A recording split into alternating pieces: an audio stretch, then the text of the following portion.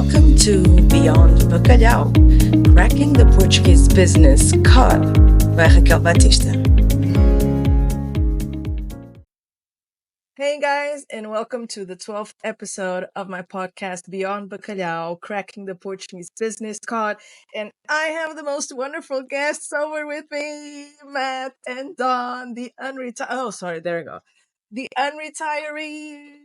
So let me just tell you the story about how I met this wonderful couple. So I don't even know how it started, but once we connected, I ended up creating the company for them. But we met physically way after we've done everything. The company was created. We were back and forth. I mean, everything. We had a pretty deep relationship, and then we met physically, which was really strange. And it was so great at the same time, because finally, I was able to have these two wonderful couple in front of me, and finally physically embrace them. So Matt and Dawn, I introduced you. Of course, you were one of the responsibles for a lot of exposure that I have right now. So let me tell you that just because of that interview that I did with you, a lot of clients came in. So you are rock stars. So tell me a little bit about yourselves and how all of this started. Well, first of all, let me say that you are the rock star, because it's easy for us to refer you because of how helpful you were to us in this process. And I'm sure we'll talk more about that, but it's the easiest referral we do is you have to talk to Raquel. Do not pass go, do not collect $200, just go directly and talk to Raquel. So we're Matt and Dawn, we're the Unretirees, and we moved from the US in mostly New York City to Nazaré, Portugal in 2023. Now, our story was that we originally were planning to move here when we retired in 2027. We bought a property here in 2022. We got it licensed to rent it out until we made that move. But once we did that, the big question was, how can we get there sooner? We are ready to go now. Once you're here in Portugal, once you've made up your mind, you just want to be there as quickly as possible. You're done. It's true. And so what we did is we just got really serious about building what we call an unretirement plan. How can we move to Portugal now? How can we live out our dream of living abroad and traveling the world without retiring? And that was a really big question that we had. And it was really the key to us coming to Portugal early. And we talked to so many people in the US, especially right now, who feel the same way. How can I make this work? But for us, it was really scary to come to a new country and think about business. How does business work? How do taxes work? How does accounting work? How does bookkeeping work?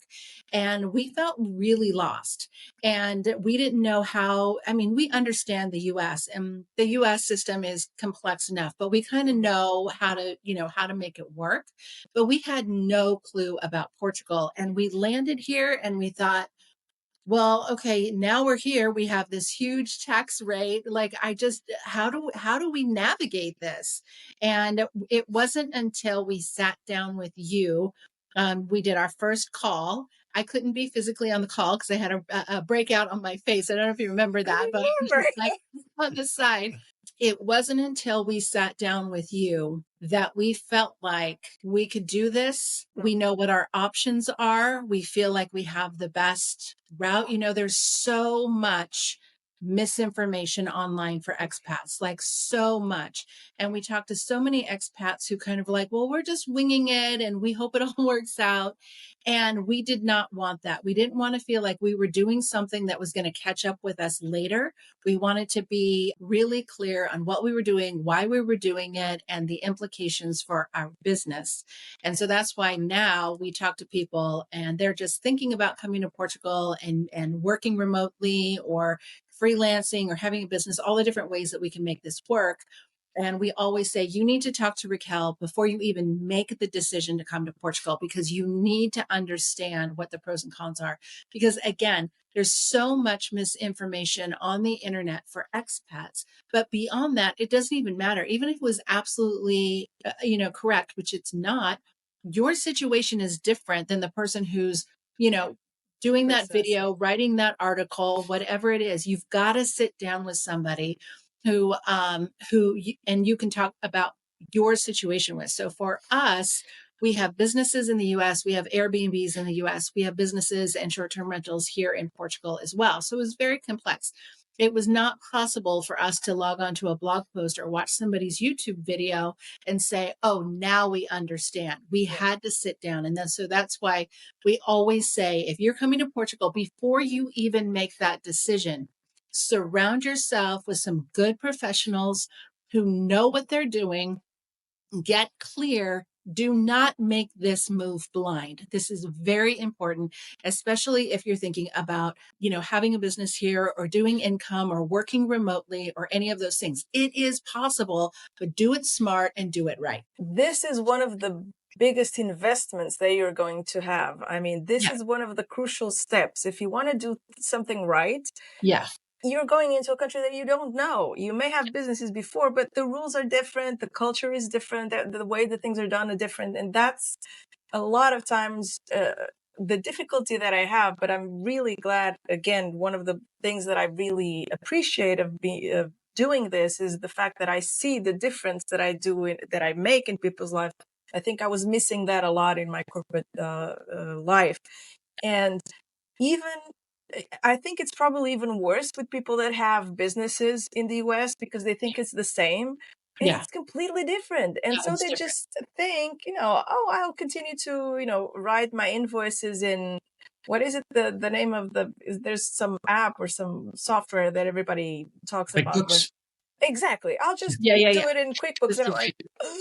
no, you cannot do that. It's a certified software program, yada yada yada. You cannot do that. So there's so many differences that even when someone's an experienced entrepreneur, Right. if you want to come over, and you should know as an entrepreneur that it is a good investment to pay someone to do Yeah. the things that you don't know or that you don't do as good as other people can do. And Yeah. so I am so, so grateful and glad that you are like spreading the word because Yeah. I think it does make a huge difference. And I've seen people change even the decision. So people Mhm. that were really afraid of coming over exactly because they didn't know anything, then are a bit more relaxed, a bit more sure, and they can do things. And like I said yesterday on a story, because a client was talking to me and saying, this is very complicated. And I said, no, it's not complicated. It's complex, but it's not complicated. Yeah. Complicated is only if people make it complicated. I make it simple. That's what I'm here for. I mean, I don't know a lot about much else, but this I do. And I'm here to make it simple, but it is a complex system. So you do need help. And I think when someone's moving, and kudos to you guys, to each one of you guys that moves country. I mean, I don't even think about changing houses, but that you already have so much to think Yeah. about that this is something you can delegate. Look, what, like, how can I plan this? How can I do this? Do this for me. Okay, I'm relaxed about this. Let me think about furniture and dogs and whatever it is that I need, and houses, whatever it is that I need to move. So thank you, because you are also doing a great job of helping and making other people have the tools to live here properly and with safety and assurance that they are doing the right thing. So really thank you also for that work. And I also wanted to talk about, once you were here and you created your wonderful business, how did you think, how was the transition between having a business in the US versus having a business here? And how did you settle down and then make it grow? Because it's huge right now. I mean, I was like, watching you guys, and I was like, dear Lord, these guys are way, like, they're exploding. And I was so proud because I'm the mama of this one.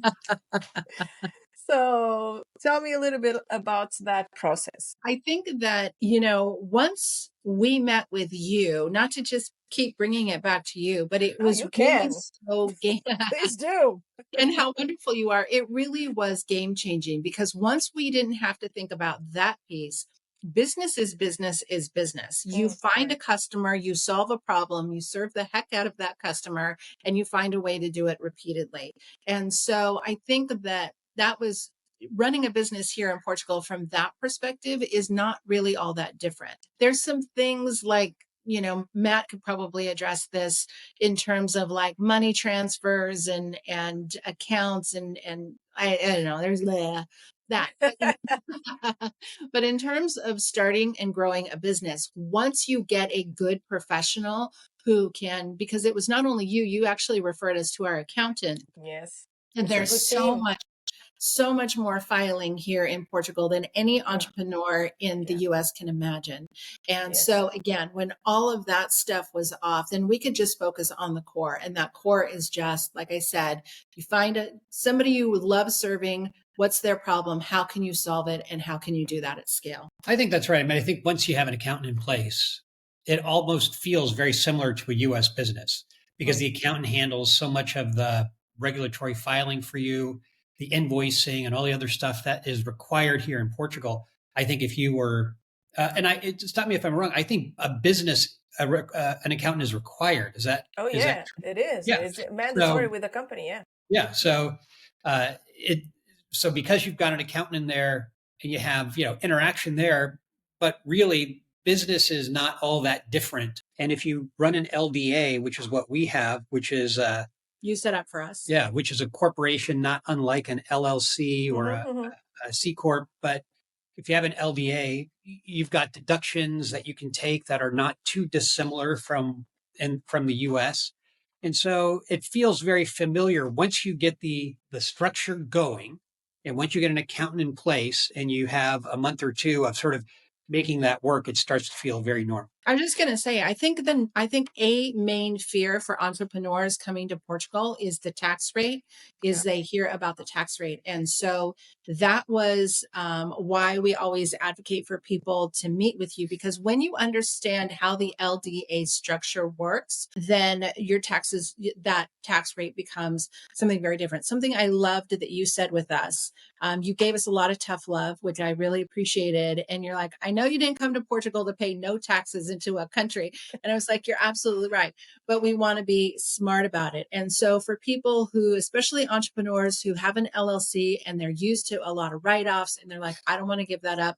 It is different. However, the LDA is a very useful structure and setup. And again, please, like if you're an entrepreneur in the US, you're thinking about moving here and you're wondering how it works, talk to Raquel, get some information, because I do think that tax rate is very scary for Americans. And True. and I think part of the benefit of talking to somebody like you is that an LEA is not the right answer for everybody's situation. Right. In some situations, it's registering as a freelancer and having the tax implications for that apply. That just may be a better deal. So I think you really need to know those differences. And frankly, coming from another country, you're just not going to know those differences. So you need to be talking to somebody like you, who can lay out for your situation, lay out the alternatives and help you decide what's best. Yeah, and it really depends also very, very much on the specific situation, like you were saying. I mean, a little detail can turn completely the decision over one way or the other. Like NHR, do you have NHR? Okay, maybe it's different because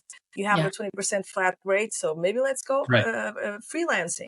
And then there's other considerations. One thing that I've always heard about expats, I've never heard one coming over saying, I don't want to pay any taxes. I don't want to contribute in any way to the country. Right. And I really just don't want to pay taxes. Each and every one person that comes over here are really adamant about paying their share of taxes. Of course, we don't want to be dumb. We want to be smart. And within the system, it's not anything illegal. It's just working within the system to the extent of what you can do. So if you don't do that, it's just dumb. Okay, Right. because things are there for you to do. So you really need something like that coming over. Yeah. And I just want to say, you cannot put a price on the peace of mind that it Mm. gives you, knowing that you're working within the systems, within the guideline, that you understand just the peace of mind. Entrepreneurs have enough to worry about. Like you said earlier, we don't need to have the weight of, like I said, you don't want to have something. So the peace of mind that working with you gave us was huge. Yeah, on occasion, I golf, and so on occasion I'll golf with somebody who is an expat who has moved to Portugal, and they're still doing work in the United States. And I always ask them, so how did you approach sort of the structure of that? And I'm surprised at the number. It's not everybody, but I'm surprised at the number of people who say, well, I just, I have the deposit come into my U.S. account, and I get a 1099 from the U.S. And I say, are you not concerned that could come back and bite you? Yeah, I'm very concerned about that, but I don't know what to do about it. Yeah. Right. And so even in situations like that, it's like, well, I suggest you talk to somebody about this because there's solutions out there for you. But And again, everybody's situation is different. So, you just you gotta figure out what's right for you. yeah, You don't have to be extremist in the sense that I never told you guys just completely shut off your business in the US from one day to the other. You can do Right. things in a balanced way. So Yes. don't be scared also of, I don't want to give up what I have. You can do things progressively. You can keep both businesses. But what is really important is don't do like the ostrich, like with the head in the sand, right. Right. because things are coming up from the sand and biting in the ass, as Matt was saying, because Portugal may think that they have the right to tax because the company is being run from here because management is here. And Right. so sometimes people get slapped with a corporate income tax fine, which they don't even know where it comes from because, but it's not a Portuguese company. Okay, it's not, but it's being run from here. And so Yeah. a lot of people aren't aware of this. They think they can just continue on doing whatever they're doing, and it's not. So it's really pay attention to that issue, and you can do things progress as you grow. Nothing has to be too extremist and too black or white. We can go by stages. There's already enough stress in the other areas of your life, so this Yeah. we can do progressively. And you guys are serious entrepreneurs. You really know about business because you concentrate on what brings you money in. So you delegate, and this is one of the best things to delegate. Like with the accountant Pedro, oh my God, he probably has enough of me because I don't do anything. Like I do the least possible amount of admin work. That is actually a struggle of mine because I cannot deal with any apps or whatever, or project management apps or whatever. So I am very, very disorganized. So I need a lot of help in that regard because I'm going to take 3 hours to organize a freaking CRM program, when probably my oldest does that or did that in like 15 minutes. And I was like, okay, I'm really getting old. The other thing that we should really talk about is how did you adapt and adjust, and how did you make it grow so much in so little time? I mean, this is just a testament about on how much business because you make it so simple. Don, it's like, oh, you serve someone, you solve a problem and that's it. I'm like, oh my God, I wish I had things so clear in my head. How did you grow so much, and how is it going? So I'd say there's two sides of the business that we set up. The first side is that I'm still, we'll call it employed with the company in the United States. We do have a baseline of income from that. Right around the same time that we were setting up the LDA, we wanted to get into the content creation business because there is so much information about how do people who are over 50 navigate this world when jobs are insecure. Mm-hmm. And there's also a desire for them to sort of get more out of their life than just work. And so this was sort of the genesis of the unretirees thing. Really, what we are doing was the genesis of the unretirees thing. So that was the other part of the business. And we started that really at the same time that we launched the LDA. And, started with YouTube and with newsletter and Instagram. And we've just built it up slowly over time. But it's a message that resonates with people who are of this age group, because more often than not, people who are, there's a whole retirement of a generation ahead that just isn't, well, either available or interesting to people who are in this generation who's currently either entering the 50s or in their 50s. And so this starts to give them alternative ways to think about it. We think about business from mission, goals, strategy, execution, sort of those four things. So when we started our YouTube channel, I said to Matt, I am not going to just put videos on the internet and hope people find them. There's nothing wrong with that approach. I just knew I wouldn't stick with that. I feel like you and I are very similar in that way. Like I am working, pushing towards a goal. And so we were able to get our YouTube channel monetized in under 90 days, which is unusual. Crazy. So we were, and listen, we've had a lot of hits and misses when it comes to YouTube. We are not experts, but we started with a really ambitious goal. But we also had something on Instagram. So our Instagram is, we're about to hit our next goal of 12,000 subscribers. We had about 10,000 subscribers in 4 months, 3 or 4 months. But I'm going to tell you exactly what we did because it's nothing that I hear from any Instagram gurus. I feel like Instagram gurus are like, well, put it out and use a trending audio and wait for the algorithm to find you. And I'm like, we don't have that kind of time because we started our YouTube channel in late April. And we serve a specific audience, people 50 to 65 who are empty nesters, but not yet retired and want more time freedom, location freedom, financial freedom, and more freedom over their work. We call that purpose freedom. So we had a very clear group of people we were trying to reach, but we also had a deadline because we knew at the end of April that depending on the outcome of the US election, the demand for people looking to move overseas could skyrocket again, depending on how that. So we knew that we had 6 months. We had 6 months in order to be in a position to be a resource for people who may want to move abroad, after the election. So what we did is we posted content. We posted all kinds of content because we didn't really know what was going to resonate with our audience. And so any post that we did, we only do reels, any reel that we did that was successful organically at getting more followers, like we put this out and it got 20 followers, for example, we would boost that content. We would spend $5, $10, $20. We would boost it. And then suddenly, instead of 20 new followers, we had 300 new followers.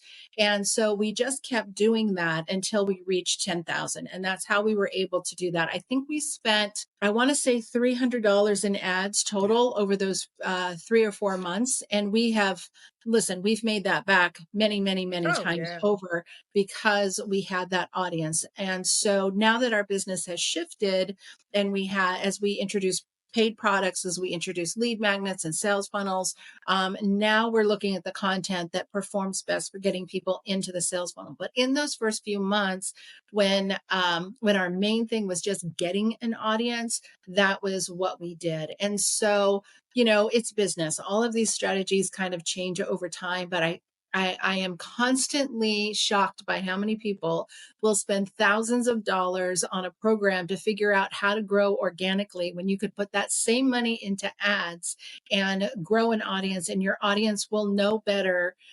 Your audience knows what they want more than any guru that you could pay thousands of dollars to. Do you know what I mean? Like, put the money in your audience, put the money in what your audience needs. They'll tell you.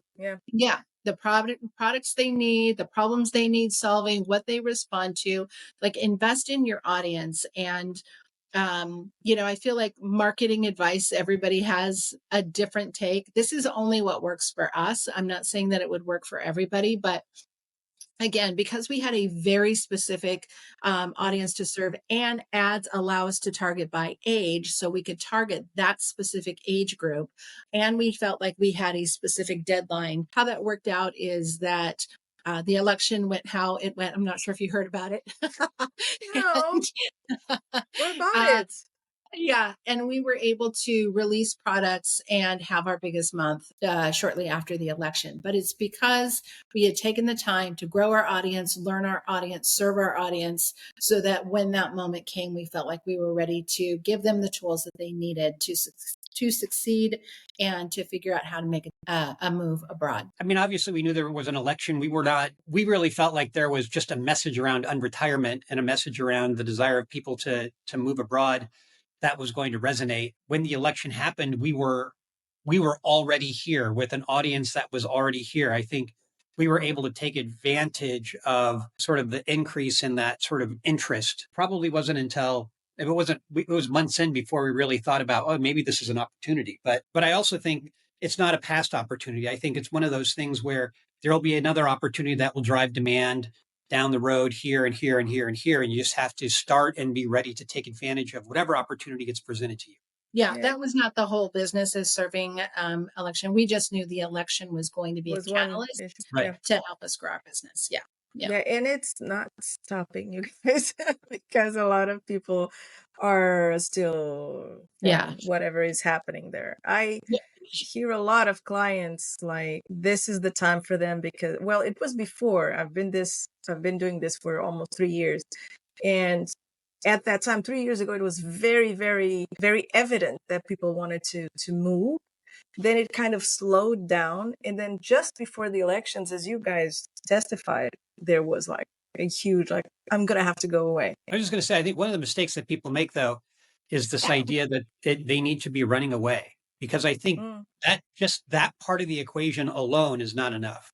You've got to have something that you're running towards, something that you're trying to get to or achieve, to be able to focus on that. Because if you don't define what you're looking for very well, you will end up dissatisfied more than likely at wherever you land. Yes. So true. I think you've got to spend more energy and more effort trying to define what's important to you as you're thinking about where you want to move, more than just, I got to get out of here.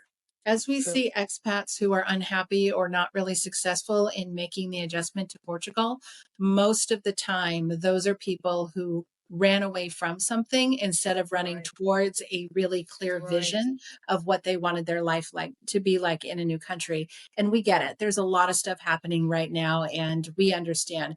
It doesn't have to be one or the other. It can be both. You can be running away from something that you know, whatever that is. It could be political. It could be a lot of things, but also that piece of really sitting down. And that's why we really focus on this idea of an unretirement plan for our audience, is that let's get really clear on the life that you want to build. And so we think that's an important piece for expats. I talk about it all the time on our YouTube channel. Yeah. Portugal is not the only destination that is attractive to people. Obviously, what do you I know mean? it was our right choice. It was certainly our right choice. But I think for the people that we talk to, depending on what they're looking for, we certainly have people for whom Spain or France or Italy or other countries are countries that are attractive to them for reasons that they've defined for themselves about what's important to them. And I think that's, we're not trying to drive people to Portugal. We love Portugal. We'd love everybody to come to Portugal, but we want people to drive themselves toward the future that they really want to envision for themselves. And well, for us, that's Portugal. We know that for some people, it's other places. With poor taste. You guys do an amazing job because you hit it right in the head. I don't know. You hit it somewhere. Bingo. Okay. Because of the transition of life. Also getting out of the rat race, there's a lot of people that are not happy with the rat race and the grind. And it's not even 9 to 5, right? It's odd hours and commuting and this and that, and not having time for kids. And what you do is framing a new type of living that I don't think a lot of people think it's possible to enjoy life, to actually go on walks, to actually enjoy lunch. And you show that so much, that the possibility of enjoying life while still working. So imagine when you don't have to do anything. So that structuring that you do, okay, the laying out of the plan, of the dream, here, this is what is possible. You can have a wonderful life. The time is your biggest commodity, and you can do this right now. You don't have to wait until you're retired. Yeah. This is such an important message to everyone, because even I struggle with sometimes having the discipline of doing that. And I have my own business. So tell me a little bit about that message as well, which I think it's so, so, so critical. Yeah, absolutely. We hear from people all the time in this age group. I don't want to retire, but I Mhm. want more time freedom. I want more location freedom. I want more financial upside freedom. And I have this career as X, and maybe I don't want to do that forever. Maybe I want to do this. How I want to contribute is very different. And it is something that a lot of people are just now waking up to. We didn't invent it. We meet a lot of people here in Portugal who are living this life, but Mhm. there's so many people in the US. And I've had people say to me, I wish I knew about this before I retired, because I retired early. I feel disconnected. I have struggle with identity. Who am I now? Mm. I feel, bored. And listen, there are some people who retire and love it. My dad retired at 60. He is as happy as a clam. But there are a lot of people, especially in this generation, who are like, okay, well, I don't have a pension and I don't have, some of the things that previous generations have. No, you don't. But what you do have is you have the ability, with the phone that you have in your hand or the laptop that you have on your desk, to reach a True. worldwide audience with what you know. And what we really encourage people to do is to build flexible income streams and to start by just sharing what you know, whether that's professional experience, personal experience, whether it's hobbies. You could just start something new. Be like, I'm going to move to Portugal and I'm going to take you guys all along on the journey. I don't know anything about this, but I'm going to learn it as I go. That's what we did. And so there's so many different ways to do this. And on the other side of that, we're discovering all of these things that are possible that we never considered. So, for example, earlier this probably late January, Matt had to go down to the Algarve, and I was like, why don't Poor we just thing. take it? Why don't we Poor just take thing. a 10-day road trip through the south of Spain? Let's bring our laptops and let's go, explore in the morning, work in the afternoon. We keep US hours. And we were able to do that. We were able to go to Seville and You Cordoba. liked it a little too much for my taste. But I'll forgive you guys.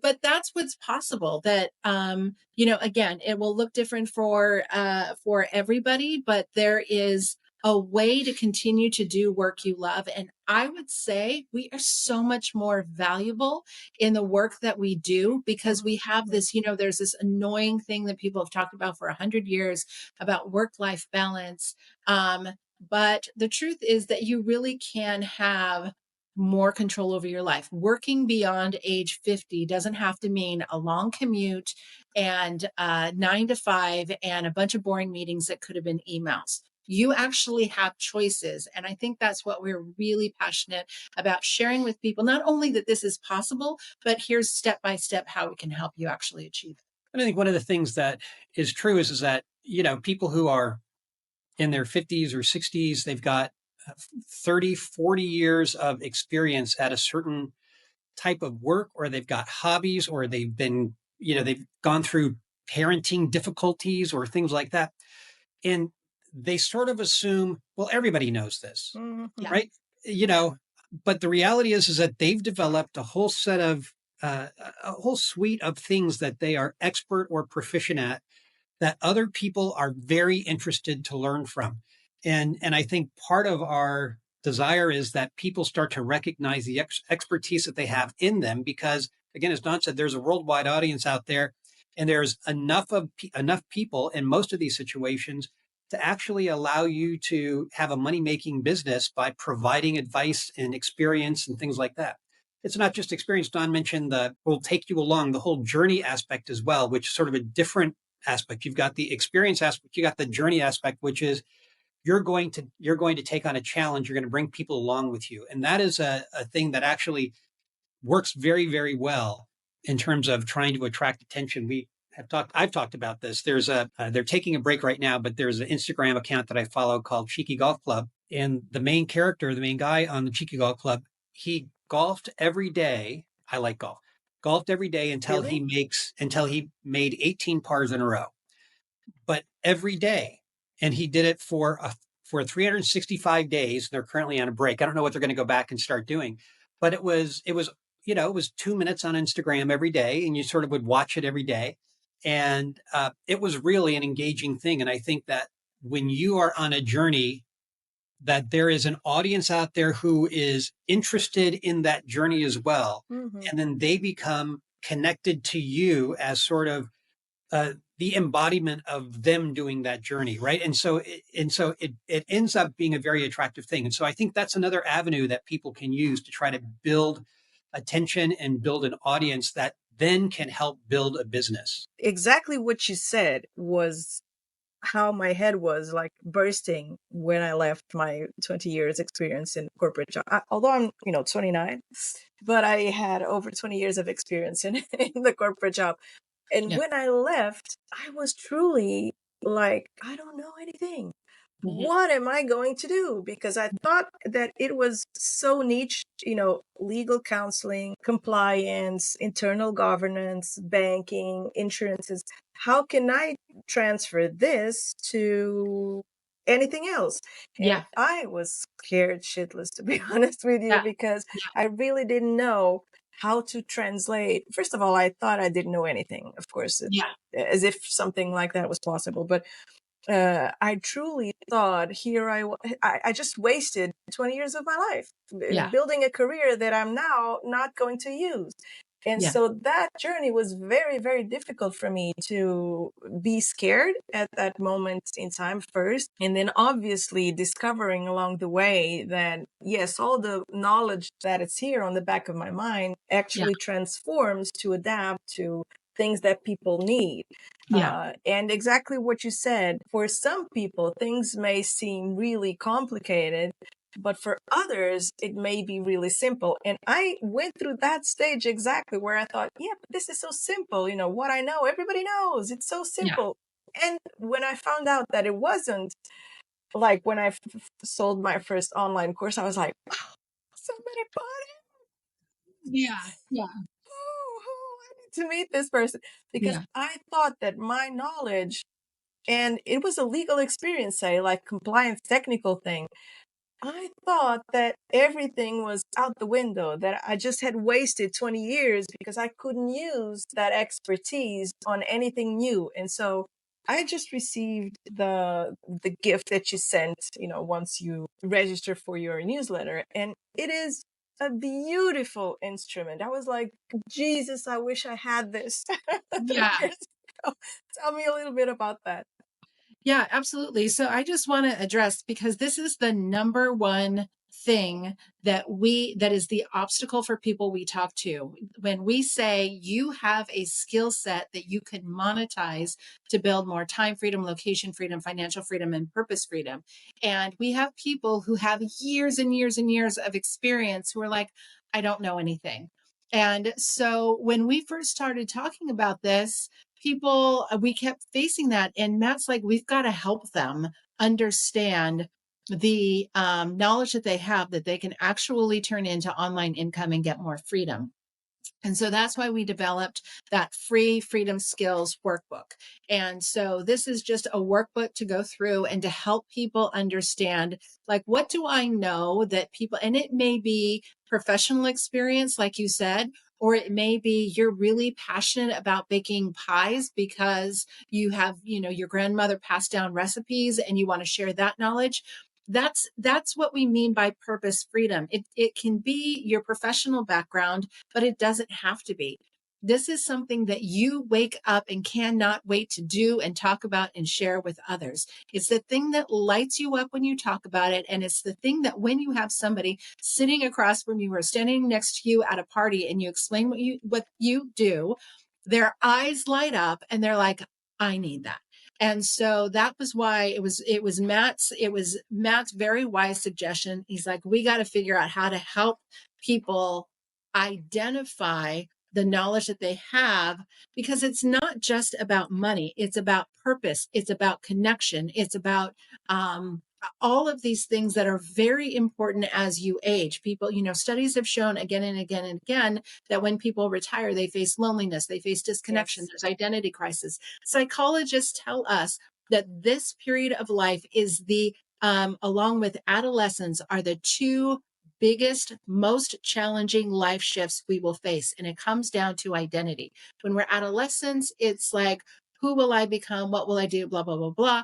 And then you reach this point, and you're like, I already did everything I was going to become. So now who am I? And so we love this. We talk about money because money is a good thing, and everybody wants to feel more secure in their later years and that freedom. But it's really about that purpose, freedom, peace. I do what I love every single day.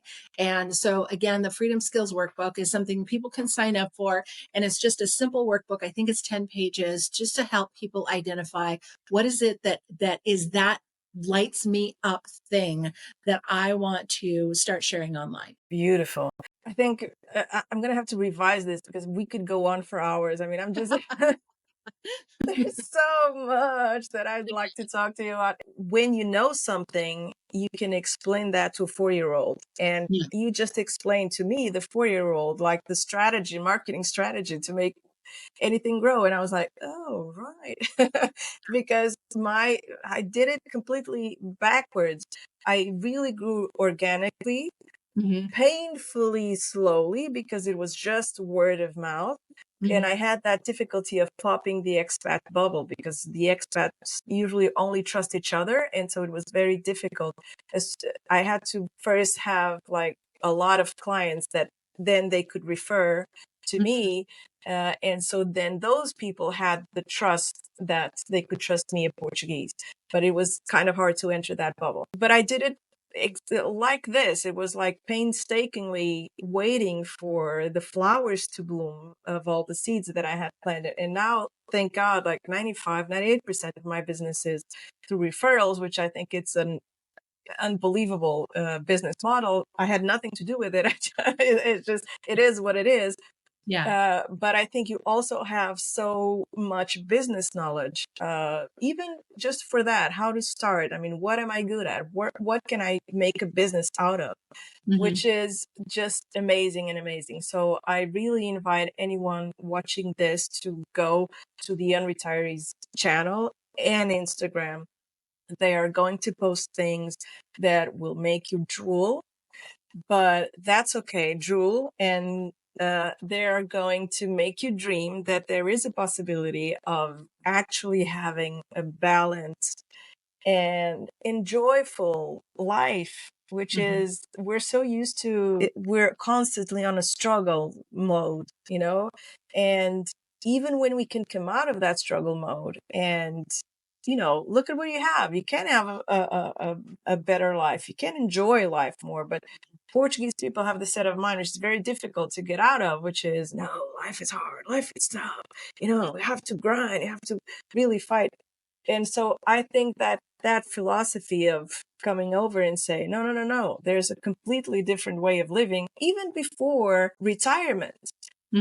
Again, I'm 29, right? And that is a thing in the 30s and the 40s, especially because people, when have kids, and I have 3, I have to set aside time to dedicate to them. They are the number one priority, and then everything else comes. So my business had to adapt to them, not the other way around.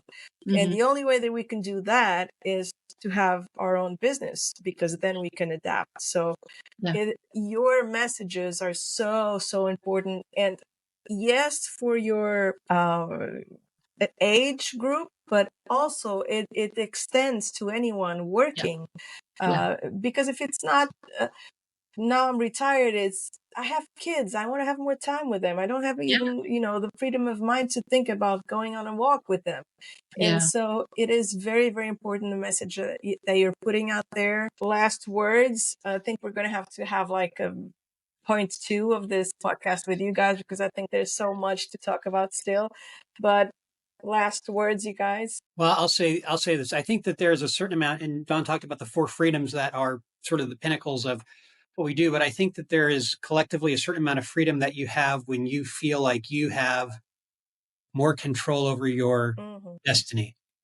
And I think one of the things that is different about being in your 50s and 60s than being in your 30s and 40s is if you are in a job and you lose a job for whatever reason, it is very difficult at 55 or 60 years old to land another job. And so I think one of the things that is important for people in this age group is to also be thinking about, we'll call it alternative scenarios, right? Yeah. To be able to start to to prepare themselves just in case that were to happen. I think I know we're on a little last words. I'm going to give you another story. There's a gal who's a crisis PR person who works for a company, and she built an Instagram following, a TikTok following, I guess, on crisis PR and how she would handle things. And she's become a valuable, independent of her company that she works for. She's become a valuable voice on how to handle these situations, which makes her even more valuable for the company that she works for. So it's, I think that there's a pathway here for people who are in their 50s and 60s who want to either become more valuable to their companies or they want to protect themselves should something happen to their career that they can get started on today. And I think my last words would be, and I am not blowing smoke. If you're an expat or you plan to be an expat and you want to have income here or business or whatever, 100% set up a call with Raquel today. Get the information that you need, get those good professionals around you. I mean, I am not lying when I say I do not know where we would be if we had not connected with you, because it's so much to navigate. We're so clueless. And if anybody's on the fence about taking that next step with you, we just say, jump at the chance. You're so knowledgeable and you break it down in a way that when we were the 4-year-olds that were like, we don't know anything. And you break it down and make it so simple. So we're really, truly so grateful for you. Right. And that's why 95% of your business comes through referrals, because people are so very happy with the service that you provide that they refer you to other people. So that's congratulations to you. Thank you so much, you guys. I am really, really grateful that we crossed paths. I am so proud of to see your business grow, and I always check out your stories. Guys, just always check out their posts and stories. It's magnificent.